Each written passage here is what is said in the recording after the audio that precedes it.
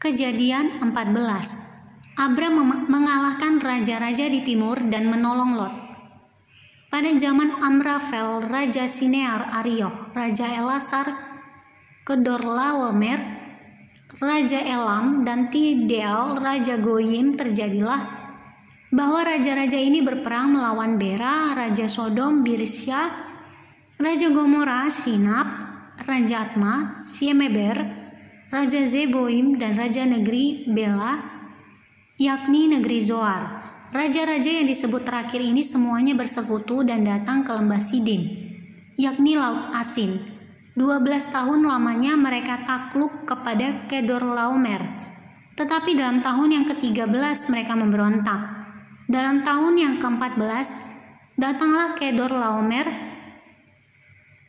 serta raja-raja yang bersama-sama dengan dia. Lalu mereka mengalahkan orang Refaim di Asiterot, Karnaim, orang Zuzim di Ham, orang Emim di Syawe, Kiryataim, dan orang Hori di pergunungan mereka yang bernama Seir, sampai ke Elparan di tepi padang gurun. Sesudah itu baliklah mereka dan sampai ke En-Mispat, yakni Kades, dan mengalahkan seluruh daerah orang Amalek dan juga orang Amori yang diam di Hazezon Tamar. Lalu keluarlah raja negeri Sodom, raja negeri Gomora, raja negeri Atma, raja negeri Zeboim, dan raja negeri Bela, yakni negeri Zoar, dan mengatur barisan perangnya melawan mereka di lembah Sidim, melawan Kedorlaomer, raja Elam, Tidal, Raja Goyim, Amrafel, Raja Sinear, dan Arioch, Raja Elasar, 4 raja lawan 5. Di lembah Sidim itu di mana-mana ada sumur aspal. Ketika Raja Sodom dan Raja Gomora melarikan diri, jatuhlah mereka ke dalamnya. Dan orang-orang yang masih tinggal hidup melarikan diri ke pegunungan. Segala harta benda Sodom dan Gomora beserta segala bahan makanan dirampas musuh. Lalu mereka pergi. Juga Lot, anak saudara Abram, beserta harta bendanya dibawa musuh, lalu mereka pergi. Sebab Lot itu diam di Sodom. Kemudian datanglah seorang pelarian dan menceritakan hal ini kepada Abram, orang Ibrani itu yang tinggal dekat pohon-pohon tarbantin kepunyaan Mamre. Orang Amori itu saudara Eskol dan Aner, yakni teman-teman sekutu Abram.